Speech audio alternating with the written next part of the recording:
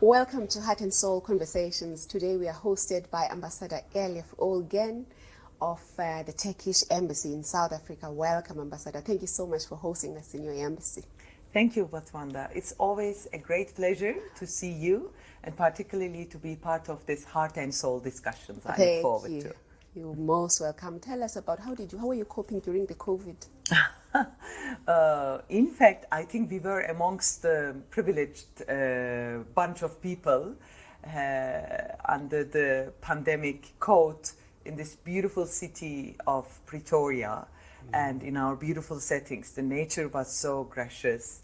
And of course, it was a very strange time for all of us. We had never experienced before. All in my life, there had not been a time where I woke up for days and days and had nothing to do, not even, going out of my my house. This was really strange. But the good thing was I was caught by the pandemic together at a time when I was together with my family. I had my 3 sons with me. My husband, who normally commutes between South Africa and Istanbul, was stranded happily with us. Which side? Okay. So, yeah, and by time you develop the things that you actually, as a human, as a woman, as a mother, you forgot.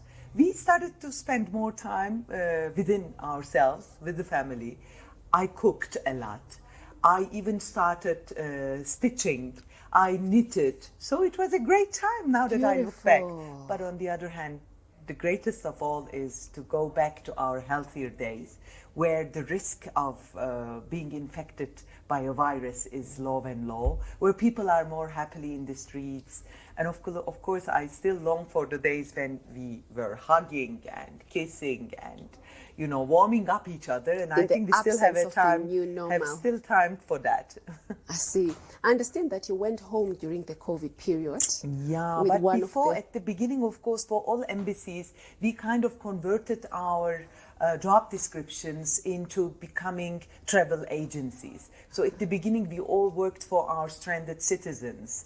I mean, most of the embassies in South Africa did the same thing. And I know also that the South African embassy in Ankara, for example, was very busy trying to bring their South Africans to Turkey. So this was the biggest hassle for us at the beginning. And then by time, when also in South Africa, we moved to levels 2 and 3 and 4 consecutively, we felt a little bit more like less pressure on us. And one of those repatriation flights, I had the privilege to go to my country to meet the family, because also our beloved ones back at home, my parents and our wider family members, they were worried for us who were far away.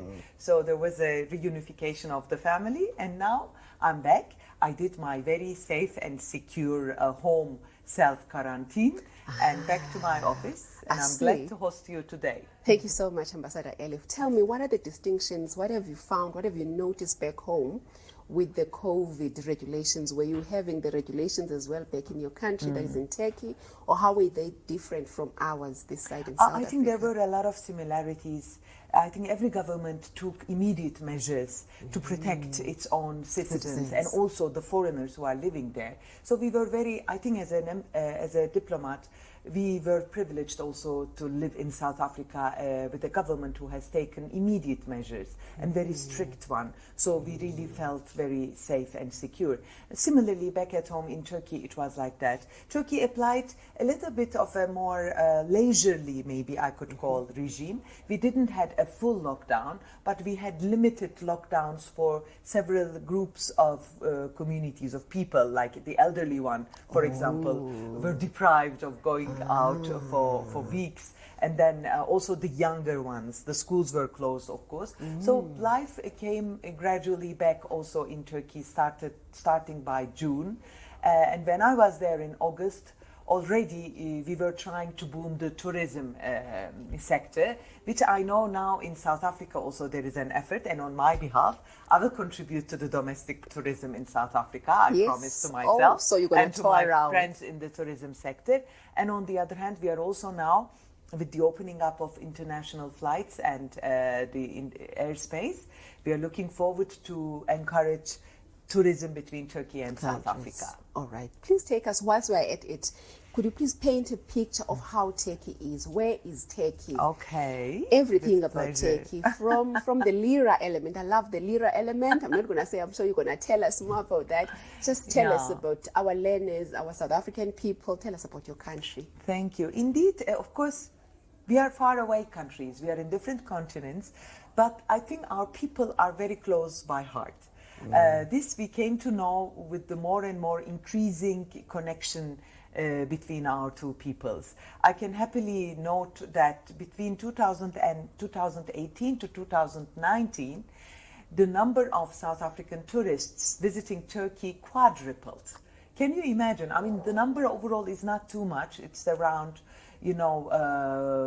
50,000 South African tourists visiting Turkey by now, with the figures of 2019. From about 12. Unfortunately, 2020 has become a blocked year because of the virus. But in tourism, we are doing more. And the good thing is that once a South African goes to Turkey, they want to go again and again. And I think this is because of the comfort that they find in our country, very similar to the comfort that they enjoy back at home. Turkey is, of course, one of the most, I would say, good-doing countries in terms of tourism. We are the 7th most visited country by international tourists in the world. And we really strongly hope that we can catch up these records right after this very difficult year in terms of tourism. When you go to Turkey, many, of course, international visitors, they first end up in Istanbul, because Istanbul is the hub. The well-known city. Yeah, Istanbul is also the hub with its biggest airport, one of the biggest airports in the world, and with our national flag carrier, the Turkish Airlines, which is really connecting, particularly in Africa. There are almost connections with every African city to 3 cities in South Africa only, and we really hope and strongly wish that this will come back once after So the the 3 normalization cities comes in. currently are Johannesburg. They fly to Johannesburg, they fly to Cape Town, and they before fly. COVID, they were flying to Durban as well. So right after the opening up of the skies, I really strongly hope and believe that we will catch this trend back. So once they bring the people to Istanbul, the tourists, in their first visit, they end up in Istanbul mostly, visiting the historical city. Istanbul is the only city on earth, I think, which lays on 2 continents. Half of it lays on the European continent, and there are 2 thin straits with waterways which connect Europe to Asia, and then the rest of the city rests in Asia. For the first-time visitors, it's always a matter of curiosity whether they might see something strange when they cross from Asia to Europe, but no, it's the same people, it's the same landscape, it's the same habitation, but it must be great for those to just cross the bridge, which is connecting Asia to Europe. And then on their second or third visits, they try to explore now the other sides of the country, which offers a number of touristic venues. I think for the South fashion Africans, industry, yeah, the clothing industry, manufacturing oh of yeah, clothing. of course, for business as well, Yes, and especially textile. for women and children. When they end up in Turkey, they want to buy and relatively the prices are also quite affordable when compared to Europe or other places. That's also because of our Turkish, the lira, the currency, which is very similar to the rand. So if you especially visit with dollars, you can buy a lot of things in terms of liras. So it's always a good, and also the food is a big attraction absolutely. for the visitors. Tell me, whilst we're on food, the Turkey, The Turkish tea before everything. A normal Turkish person consumes, like in glasses like this, 20 glasses of Turkish tea a day. It's part of our national habitation and national development. The Turkish tea is very good for the memory, they say. It's a natural fighter against Alzheimer. And if you don't put sugar, it's quite healthy. But if you pour sugars, then don't it take takes 20 away all glasses. those. Oh. So I was just, we were talking about the Turkish food. Yes, whilst we're on it, the turkey, there's a popular turkey during our festive season. You would hear people having turkey around the world. What is the relationship? Actually, there is no connection. It's not your national food or anything. No. Of course, turkey is the English name of this beautiful bird. We call it a Hindi. And it's a very strange connection because Hindi comes also from this Indian Hindustan. We call it Hindustan, which is India as well. So there is a weird from a vocabulary perspective, there is a connection, but there is no connection with the turkey that is being eaten in Thanksgiving in the US and the Turks around the globe. No, Turks are an ethnic group, a very old one, and our original habitation was somewhere just after India, between India and China, at the mountains of Pamir. The ethnic Turks first came out there, and then we were a nomad tribe. So the Turks on their horsebacks, they always moved towards the west. So we moved all through Central Asia up until Eastern Europe. And with our last empire, the Turkish Empire was the Ottoman Empire, which was ruling a very vast area around in Europe, in the Central Asia, in Northern Africa, and in the Middle East. But with our national struggle, and which was coinciding with the First World War, our national leader, Mustafa Kemal Atatürk, built this modern Republic of Turkey, and we fought for our country. That's the icon of, he's Turkey. our national leader. He is the icon, as you say. Our and Madiba we are a secular republic. Most of our population consists of Muslims, but we also have other religious ethnic minorities. And of course, we are in a most, I would say, challenging part of the world, if you look at the map. Just our neighbors, and then on our south we have the Middle East. But we are also, like South Africa, a peninsula. We are covered with beautiful seas around us. The Black Sea on the north, and then the Aegean Sea on our west, and then the Mediterranean on our southern coasts. So I was talking about the visitors. After Istanbul, for example, a very attractive venue for South African tourists is Cappadocia, which is indoors in Turkey, a little bit landlocked, but it's this very magical city. And then we have these places where Santa Maria, the mother of Jesus, was supposed to be born, and her house is there. And for Christian visitors, what area is that? It is like a pilgrimage. That is in a place, in a city today known as Izmir, and in a village called Kuşadası. So I know a lot of Christian, also from South Africa, they want to do the pilgrimage to that area. In terms of religious tourism, in terms of health tourism, in terms of blue voyaging, there are a lot of options available in Turkey. The language as well. Okay, please go ahead. Yeah, the language. It's a little bit different than South Africa. In Turkey, we only speak Turkish. Well, there are some ethnic groups with their local languages, like the Kurdish people speaking their own language, and some others, but everybody speaks Turkish, and the formal language is Turkish. That is sometimes a little bit of a difficulty for the tourists who are only speaking English or French or German. But of course, many people, especially in the touristic venues, they do speak foreign languages. And the Turkish people, by heart, when they see a foreigner, they really want to help. They try their best to guide them. So it's really not a major problem when you are visiting. But when you are living, then everybody kind of feels the pressure to learn Turkish in Turkey. Of course, just like in many countries, actually. Yes, true. Yes. All right. So, what, in your opinion, what made the numbers to quadruple? What created that interest of South Africans? Good question, Bathandwa. I think the biggest asset was Turkish Airlines, because we see it also from the figures and from the amount of passengers that they carry from South Africa, not only to Turkey, but through their connections to the world. There is always, their flights had always been fully booked here. And it's a 9-hour flight. There is no major time lapse between our countries. It's just an hour's different. That also helps to a lot of people in terms of business and visiting. When they are in Turkey, they can still, remain communicating with their business in South Africa. And it's a 9-hour flight. It is like really taking the bus and to the Eastern Cape or the car and driving to Durban a little bit. So 9 hours flight is not a big thing when you have a direct connection. I think that was the main reason for our increase of the South Africans visiting Turkey. The second thing is, as I said, the first time goers always go for a second or a third time, we found out. So because they have a good impression. There is always a good value for the money in Turkey in terms of hotels, in terms of the services, in terms of the food, and in terms of the goods. And then once people go as a tourist, and your people are also really young South Africans, they are great entrepreneurs.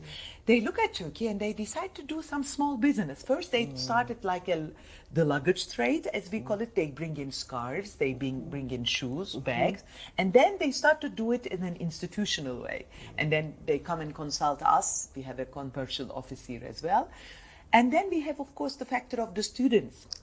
We have now a good number of South African young dynamic students studying in Turkey, which makes me so proud because I believe as an ambassador here or as an embassy here, we do still a limited job. You know, we reach out to your bureaucracy, we reach out to the people in Gauteng maybe, but we can't reach out to everybody. But your students in Turkey, from wherever village, town they come, when they go back, they serve as natural ambassadors of Turkey in their relative neighborhoods. And that's why I'm very hopeful for the near future that the relationship, especially the human contacts between our two countries, will ever increase. And then in terms of numbers, what are the numbers of Turkish visiting South Africa, even if you don't have the exact number in terms of years? It's unfortunately not as good as the South Africans visiting, and that I take responsibility of, which I'll work harder.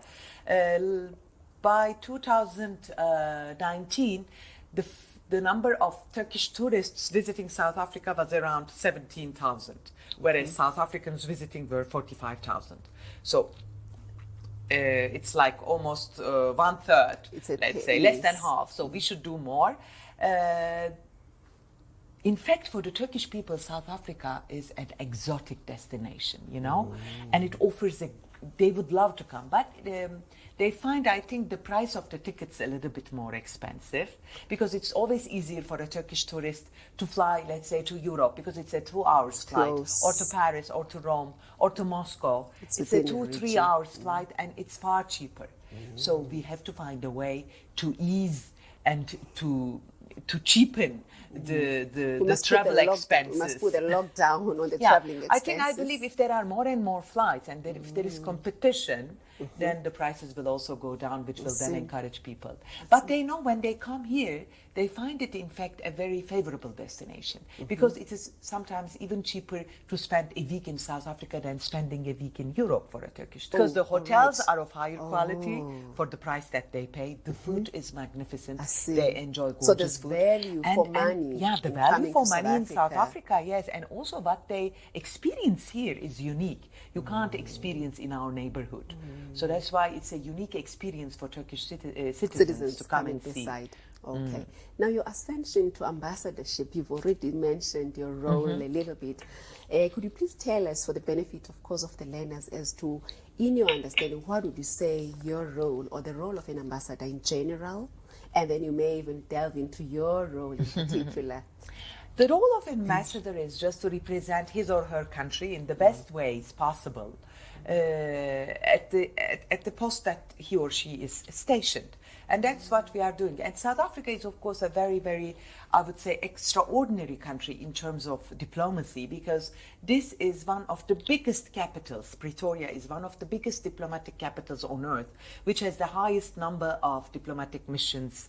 I know, if I'm not wrong, there are more than 100 missions, diplomatic missions in Pretoria. This is a huge number.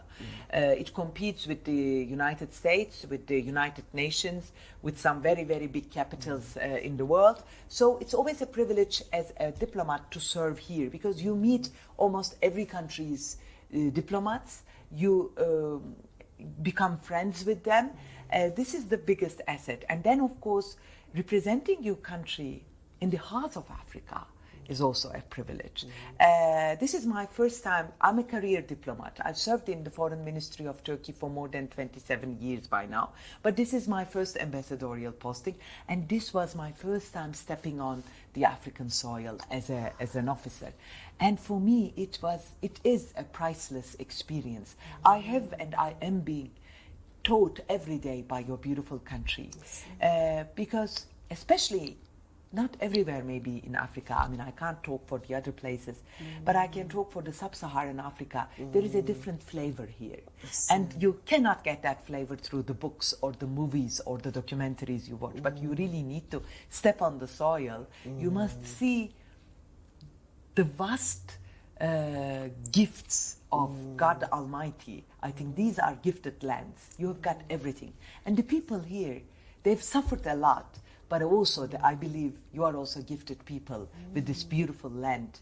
And you have done such a marvelous, you have given a marvelous struggle for these beautiful lands, to own them. And to witness this struggle, even today, and to learn more about the recent national struggle of South Africa, which is, I think, one of the most outstanding national struggles in the world, is a big wealth for a foreigner. What I'll do, I believe, once I finish my duty here and go back, will be to bring back all these feelings to my part of the world, to my people, and try to encourage more and more Turkish people to come and live and meet South Africans. I mean, Africans, especially in the sub-Saharan Africa, to understand Africa. We need to understand each other better because we have so many commonalities as well. Although when we look at each other, we think we are from different parts. But when we come together and share, we come to understand how much commonalities we have. And also the younger people. I think the interaction between children, between the young people, between the students, they will bring us closer and closer. So I see my duties like that. I'm not here only representing the official politics or official stance of my country, but I'm also representing here the Turkish people together with my staff, together with the Turkish community, and our duty is really to introduce ourselves to you and to make more and more friends from South Africa who get curious about Turks, who want to know more about us. Absolutely. I'm so taken by your expression, and I'm very delighted and proud to know you, Ambassador Elif, because you are one of the amazing women that we have in the country. So your presence in South Africa is very phenomenal. You are Thank you, my dear. So thank you for your presence. You are one of the very empowering women that we've got in the country. I remember there used to be Ambassador Marisa Gerrard. I understand she's your dear friend. Yes. And so when I learned that you were friends, then I said, no wonder, because I knew Ambassador Marisa. Marisa still has her footprint. I mean, in the, amazing. So you are actually, that's exactly what you've done in your own ways, you know. So I appreciate that. I mean, the introduction you've done to us as an organization, to Dika, and other people that you've actually opened doors, even if we go and talk and say anything. No, thank you, Bathandwa, but please allow me also not to compliment, but to share my feelings about you, and particularly about the movement you are still trying to put in place, and in a most elegant way. I always have valued women, really, because women have got a different strength by birth. I think we are also gifted by God. I don't want to discriminate the males, but I think also in nature, but also as humans, as women, we are stronger. Maybe we look more naive and more weaker, but we are stronger in terms of our reaching out. And you are one of those very brave women of South Africa who grew in this very minor and challenging neighborhood and has broken the chains, as we call it in Turkey. And now what you're trying to do is empower other girls and young boys from your neighborhood, and that is the least we can do to help you, if we can. That would be our privilege to do. And I do believe that in Turkey we are a little bit like that. If every one of us empower another one, the community will be a more powerful one. We don't need to reach out to Absolutely. masses. We just need to reach out to one single one. Yes. And you do, of course, many of those. And really, with our heartfelt congratulations. And I really, even if I leave this beautiful country, I would love to follow you and your followers. I hope you will join us in December. I would keep my fingers crossed. Yes, I hope I you will join promise. us. And I know your neighborhood, East London. East London. You've been to East I've London. been there, and I Yes. really look forward to be there again and to meet the real people from What's your the favorite township. place in South Africa that you've visited? Oh, I mean, it's very difficult, really, so many of them, and yet there are yet so many that I haven't visited yet. But of course, Kruger Park, for example, with all its, I mean, Mpumalanga, Limpopo, Gauteng as such, Johannesburg, for example. I'm a city girl, and I love the vibe of Joburg. You know, well, Pretoria, I love my neighborhood. It's the most convenient place to live. As I said, we felt so It's not as privileged, it's vibey safe as and secure. Joburg. But the Joburg vibe is something else. And then how can I miss out Cape Town? It's it's divine, you know? It's like out of this world. And now I keep my fingers to you visit could East meet. London again. I haven't been to Port Elizabeth, which is on my list. I will go to Drakensberg. I will go and visit Plettenberg Plettenberg Bay. So there are so many things on my agenda Have again you to been do. to Mahubas Kloof, that region? No, you should take me. If you've been to the Kruger National Park, next time you must do Mahubas Kloof. It is beautiful. It's an inside. Is it somewhere near this God's Window area, which we did this wonderful trekking? God's window. I'm not sure of. But I'll check it out anyway. Yes, but Mahubas Kloof, it's Zanin. If you go to Zan, my goodness, you're gonna love it as well. Wow. I mean, South Africa indeed is so abundant with beautiful. Exactly. Again, I will use a phrase we use for Turkey. Every single little stone in this country is so priceless. You know, every single little stone. It's beautiful. It's gifted. South Africans ought to hear this beautiful. because we need to know about that because we're less traveled. Ambassador Elif, I've got some few questions that I've got for you from few children from our schools. They said, so we informed them that. I send my love to all They of said, them. okay, we'll be talking to Ambassador Elif of Turkey. What questions do you have? I said, Oh, okay. they might have difficult questions, you know. Sometimes even primary I schools, know, kids. they are becoming so difficult for elderly people. So, I think before we get into the quiz, There is a quiz even? It's a quiz. It's a quiz made by precious kids from these rural and township No. kids. Just 3 questions. So we're gonna put you on the spot. You give me some tips, please. Let's hear. So first question is, what is the name of the tea that is indigenous to South Africa? What is the name? The indigenous tea of South Africa. Rooibos, of course.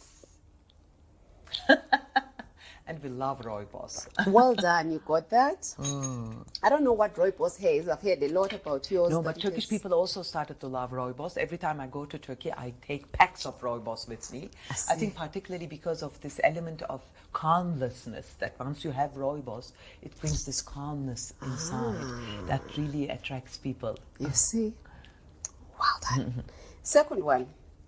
Which South African musical group has won 5 Grammy Awards? The Notley band, the youth band. No? Try again. No, I love them, by the way. Okay, I'll give you a clue. They are from KwaZulu Natal. I know them, but isn't it a choir? It's the choir. You're warming up now. You're warming up. Try again. It's not a choir, it's a person? You warm. So you either are cold or you are warm. So when you are warm, it means you are warming up. Okay, it's the So choir. it's a choir. And what's you the can youth call it a choir? choir. It's a group. They are in Ladysmith. Yeah, I'm so sorry with that. Ladysmith Black Mambazo. Okay. You see? Shame. I failed. I will go and buy a CD You of them. didn't fail, so we got. But come on, let's talk about this youth choir. They also got this Emmy kind of award last year, wasn't it? There's No, it was the TV. Yeah, it was the talent show. I think they got. Oh, you're talking They are- about the one. They're actually from Limpopo. What is They the are- name of the group? My goodness. Woodlow Youth Choir. It's Beautiful, yes. They're beautiful. I am a fan of them. Every time they put something on the social media, I just distribute it. So, I love it. To you, anything And about now, this? recently, they are doing the Jerusalem Dance Challenge. I which actually have I'm that watching for them you. so many times that until the Heritage Day, maybe I can learn a few steps just to join the president's call for the challenge. That's the last question for Okay. you is to, well, it's not even a question. We're Okay. actually going to see you doing the Jerusalem challenge. Not yet, I'm learning. We are in Heritage Month already. So in preparation for that, so Okay. President must see you doing it. By the That's time, true. you That's know, true. With all my heart, I tried. But you know, you people, you have this instinct to dance. You know, it comes instinctively. For us, we need to educate our body and spirit for that movement. You know, City I can't girls do know how to it. dance. My staff, South African staff at the embassy, they are so good. City girls And know they how can't to even teach me. City girls know how to dance. We're going to just see how you can move. So, third question and the last one before Still the questions? dance. No, I failed. No, you didn't fail. I mean, you love your group. This youth group must find the name of the youth group. What hospital is listed in the top 5 biggest hospitals in the world? It is found in Johannesburg. Chrisani. Awesome. Well done. But difficult questions. Yeah, come on. These kids, I mean, these kids, they said, okay, they didn't want you, of course, to know it. I'm going to give them a hard time when I go and see them. Awesome. I think we're done, Ambassador Elif.